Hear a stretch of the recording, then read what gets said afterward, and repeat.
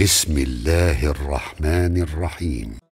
الحمد لله الذي أنزل على عبده الكتاب ولم يجعل له عوجا قيما لينذر بأسا شديدا من لدنه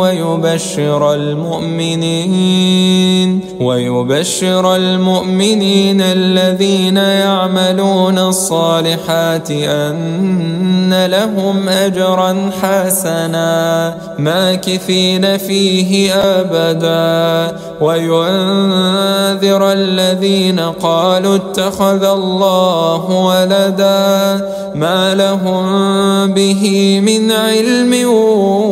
ولا لآبائهم كبرت كلمة تخرج من أفواههم إن يقولون إلا كذبا فلعلك باخع نفسك على آثارهم إن لم يؤمنوا بهذا الحديث أسفا إنا جعلنا ما على الأرض زينة لها لنبلوهم أيهم أحسن عملا وإنا لجاعلون ما عليها صعيدا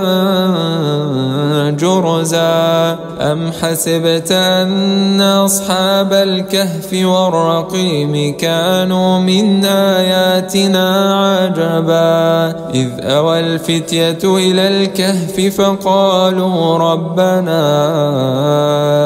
آتنا من لدنك رحمة وهيئ لنا من أمرنا رشدا فضربنا على آذانهم في الكهف سنين عددا ثم بعثناهم لنعلم أي الحزبين أحصى لما لبثوا أمدا نحن نقص عليك نبأهم بالحق إنهم فتية آمنوا بربهم وزدناهم هدى وربطنا على قلوبهم إذ قاموا فقالوا ربنا رب السماوات والأرض لن ندعو من دونه إلها لقد قلنا إذا شططا هؤلاء قوم اتخذوا من دونه آلهة لولا يأتون عليهم بسلطان بين فمن أظلم ممن افترى على الله كذبا وإذ اعتزلتموهم وما يعبدون إلا الله فأووا إلى الكهف ينشر لكم ربكم من رحمته ويهيئ لكم من أمركم مرفقا وترى الشمس إذا طلعت تزاور عن كهفهم ذات اليمين وإذا غربت تقرضهم ذات الشمال وهم في فجوة من ذلك من آيات الله من يهد الله فهو المهتد ومن يضلل فلن تجد له وليا مرشدا وتحسبهم أيقاظا وهم رقود ونقلبهم ذات اليمين وذات الشمال وكلبهم باسط ذراعيه بالوصيد لو اطلعت عليهم لوليت منهم فرارا ولملئت منهم رعبا وكذلك بعثناهم ليتساءلوا بينهم قال قائل منهم كم لبثتم قالوا لبثنا يوما أو بعض يوم قالوا ربكم أعلم بما لبثتم فابعثوا أحدكم بورقكم هذه إلى المدينة فلينظر أيها أزكى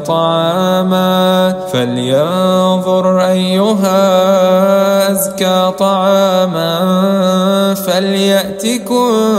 برزق منه وليتلطف ولا يشعرن بكم أحدا إنهم إن يظهروا عليكم يرجموكم أو يعيدوكم في ملتهم ولن تفلحوا إذا أبدا وكذلك أعثرنا عليهم ليعلموا أن وعد الله حق وأن الساعة لا ريب فيها إذ يتنازعون بينهم أمرهم فقالوا ابنوا عليهم بنيانا ربهم أعلم بهم قال الذين غلبوا على أمرهم لنتخذن عليهم مسجدا سيقولون ثلاثة رابعهم كلبهم ويقولون خمسة سادسهم كلبهم رجما بالغيب ويقولون سبعة وثامنهم كلبهم قل ربي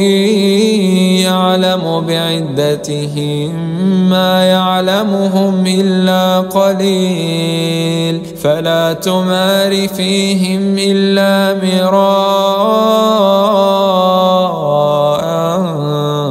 ظاهرا ولا تستفت فيهم منهم أحدا ولا تقولن لشيء إني فاعل ذلك غدا إلا أن يشاء الله واذكر ربك إذا نسيت وقل عسى أن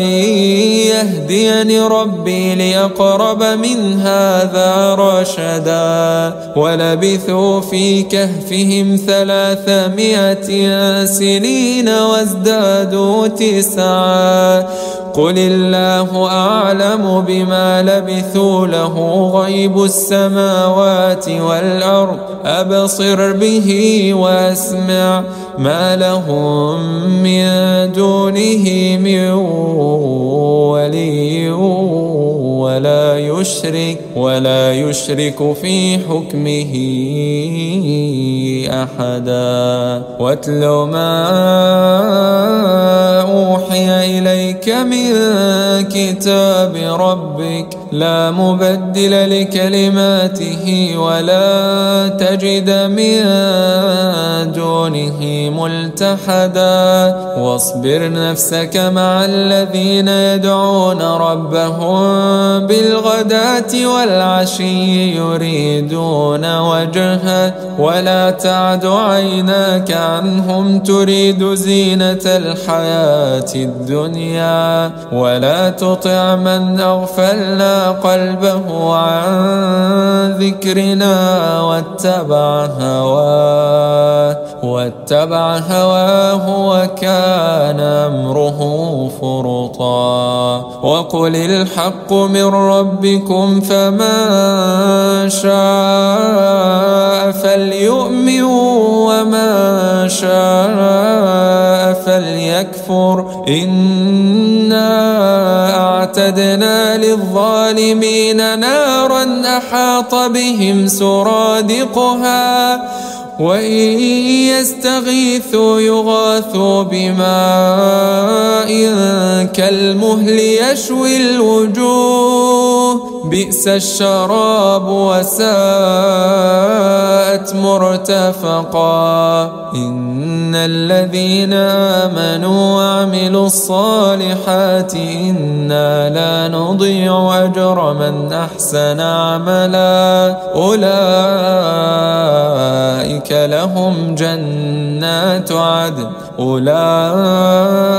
لهم جنات عدن تجري من تحتهم الأنهار يحلون فيها من أساور من ذهب ويلبسون ثيابا خضرا من سندس واستبرق متكئين فيها على الأرائك نعم الثواب وحسنت مرتفقا واضرب لهم مثل الرجلين جعلنا لأحدهما جنتين من أعناب وحففناهما بنخل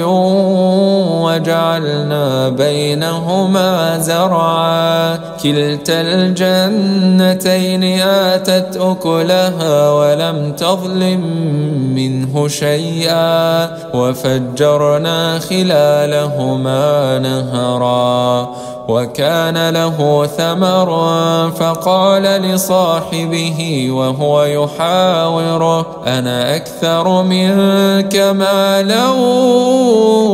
وأعز نفرا ودخل جنته وهو ظالم لنفسه قال ما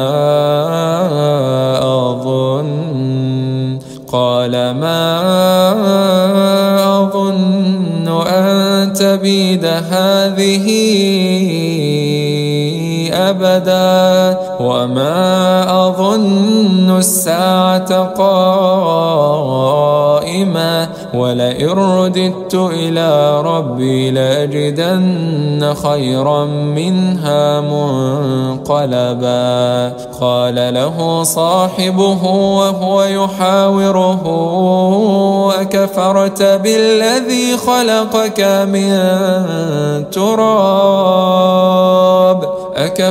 بالذي خلقك من تراب ثم من نطفة ثم سواك رجلا لكن هو الله ربي ولا أشرك بربي أحدا ولولا إذ دخلت جنتك قلت ما شاء الله لا قوة إلا بالله إن ترني أنا أقل منك مالا وولدا فعسى ربي أن يؤتيني خيرا من جنتك ويرسل عليها حسبانا من السماء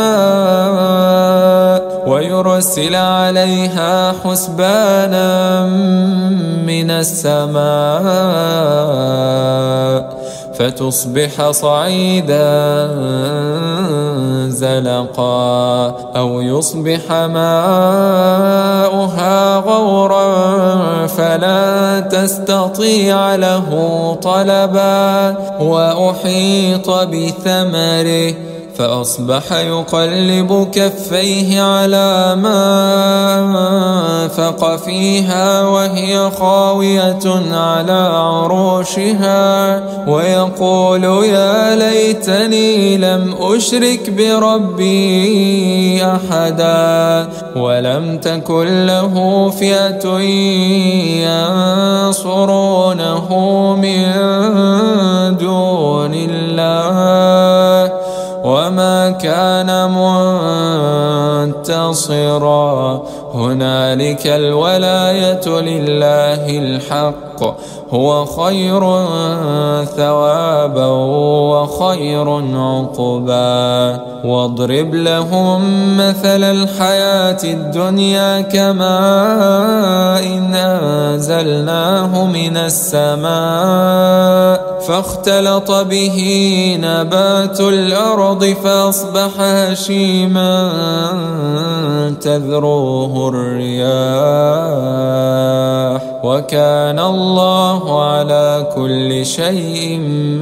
مقتدرا المال والبنون زينة الحياة الدنيا والباقيات الصالحات خير عند ربك ثوابا وخير أملا ويوم نسير الجبال وترى الأرض بارزة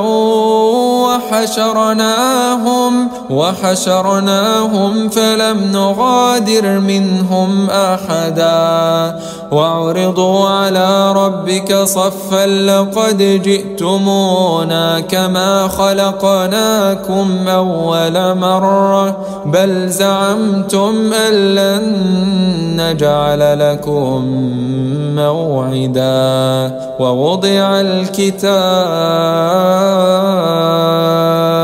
ووضع الكتاب فترى المجرمين مشفقين مما فيه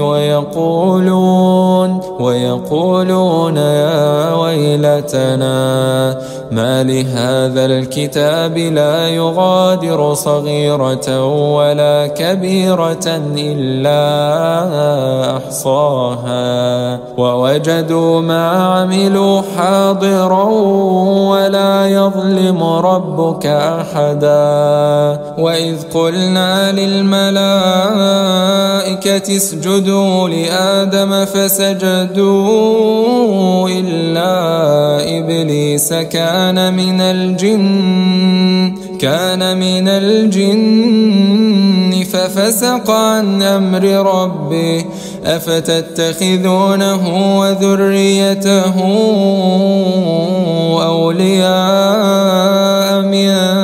دوني وهم لكم عدو بئس للظالمين بدلا ما أشهدتهم خلق السماوات والأرض ولا خلق أنفسهم وما كنت متخذ المضلين عضدا ويوم يقول نادوا شركائي الذين زعمتم فدعوهم فلم يستجيبوا لهم وجعلنا بينهم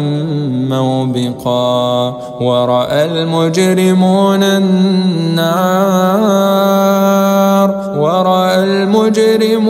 النار فظنوا أنهم مواقعوها ولم يجدوا عنها مصرفا ولقد صرفنا في هذا القرآن للناس من كل مثل وكان الإنسان أكثر شيء جدلا وما منع الناس أن يؤمنوا إذ جاءهم الهدى ويستغفروا ربهم إلا أن تأتيهم سنة الأولين أو يأتيهم العذاب قبلا وما نرسل المرسلين إلا مبشرين ومنذرين ويجادل الذين كفروا بالباطل ليدحضوا به الحق واتخذوا آياتي وما ينذر هزوا ومن أظلم ممن ذكر بآيات ربه فأعرض عنها ونسي ما قدمت يداه إنا جعلنا على قلوبهم أكنة أن يفقهوه وفي آذانهم وقرا وإن تدعهم إلى الهدى فلن يهتدوا إذا أبدا وربك الغفور ذو الرحمة لو يؤاخذهم بما كسبوا لعجل لهم العذاب بل لهم موعد لن يجدوا من دونه موئلا وتلك القرى أهلكناهم لما ظلموا وجعلنا لمهلكهم موعدا وإذ قال موسى لفتاه لا أبرح حتى أبلغ مجمع البحرين أو أمضي حقبا فلما بلغا مجمع بينهما نسيا حوتهما واتخذ سبيله في البحر سربا فلما جاوزا قال لفتاه آتنا غداءنا لقد لقينا من سفرنا هذا نصبا قال رأيت إذ أوينا إلى الصخرة فإني نسيت الحوت وما أنسانيه إلا الشيطان أن أذكره واتخذ سبيله في البحر عجبا قال ذلك ما كنا نبغي فارتدا على آثارهما قصصا فوجدا عبدا من عبادنا آتيناه رحمة من عندنا وعلمناه من لدنا علما قال له موسى هل أتبعك على أن تعلمني مما علمت رشدا قال إنك لن تستطيع معي صبرا وكيف تصبر على ما لم تحط به خبرا قال ستجدني إن شاء الله صابرا ولا أعصي لك أمرا قال فإن اتبعتني فلا تسألني عن شيء حتى أحدث لك منه ذكرا فانطلقا حتى إذا ركبا في السفينة خرقها قال خرقتها لتغرق أهلها لقد جئت شيئا إمرا قال ألم أقل إنك لن تستطيع معي صبرا قال لا تؤاخذني بما نسيت ولا ترهقني من أمري عسرا فانطلقا حتى إذا لقيا غلاما فقتله قال قتلت نفسا زكية بغير نفس لقد جئت شيئا نكرا قال لم أقل لك إنك لن تستطيع معي صبرا قال إن سألتك عن شيء بعدها فلا تصاحبني قد بلغت من لدني عذرا فانطلقا حتى إذا أتيا أهل قرية استطعما أهلها فأبوا أن يضيفوهما فوجدا فيها جدارا يريد أن ينقض فأقامه قال لو شئت لاتخذت عليه أجرا قال هذا فراق بيني وبينك سأنبئك بتأويل ما لم تستطع عليه صبرا أما السفينة فكانت لمساكين يعملون في البحر فأردت أن أعيبها وكان وراءهم ملك يأخذ كل سفينة غصبا وأما الغلام فكان أبواه مؤمنين فخشينا أن يرهقهما طغيانا وكفرا فأردنا أن يبدلهما ربهما خيرا منه زكاة وأقرب رحما وأما الجدار فكان لغلامين يتيمين في المدينة وكان تحته كنز لهما وكان أبوهما صالحا فأراد ربك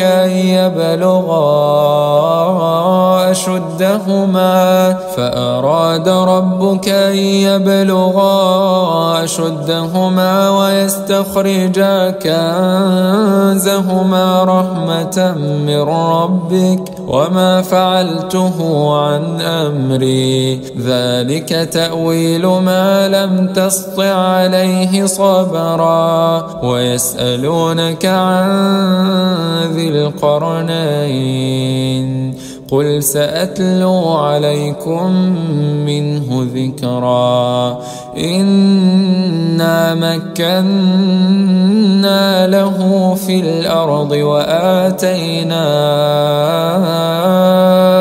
وآتيناه من كل شيء سببا فأتبع سببا حتى إذا بلغ مغرب الشمس وجدها تغرب في عين حمئة ووجد عندها قوما قلنا يا ذا القرنين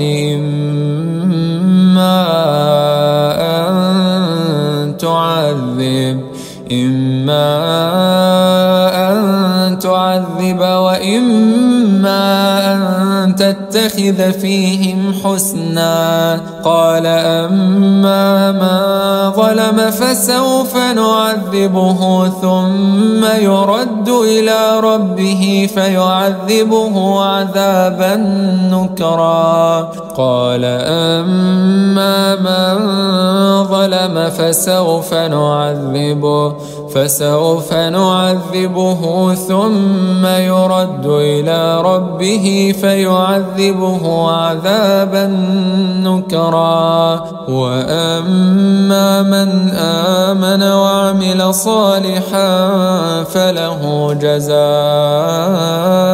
الحسنى وسنقول له من أمرنا يسرا ثم أتبع سببا حتى إذا بلغ مطلع الشمس وجدها تطلع على قوم لن نجعل لهم من دونها سترا كذلك وقد أحطنا بما لديه خبرا ثم أتبع سببا حتى إذا بلغ بين السدين وجد من دونهما قوما لا يكادون يفقهون قولا قالوا يا ذا القرنين إن يأجوج يأجوج ومأجوج مفسدون في الأرض فهل نجعل لك خرجا على أن تجعل بيننا وبينهم سدا قال ما مكني فيه ربي خير فأعينوني بقوة أجعل بينكم وبينهم ردما آتوني زبر الحديد حتى إذا ساوى بين الصدفين قال انفخوا حتى إذا جعله نارا قال آتوني أفرغ عليه قطرا فما استطاعوا أن يظهروه وما استطاعوا له نقبا قال هذا رحمة من ربي فإذا جاء وعد ربي جعله دكا وكان وعد ربي حقا وتركنا بعضهم يومئذ يموج في بعض ونفخ في الصور فجمعناهم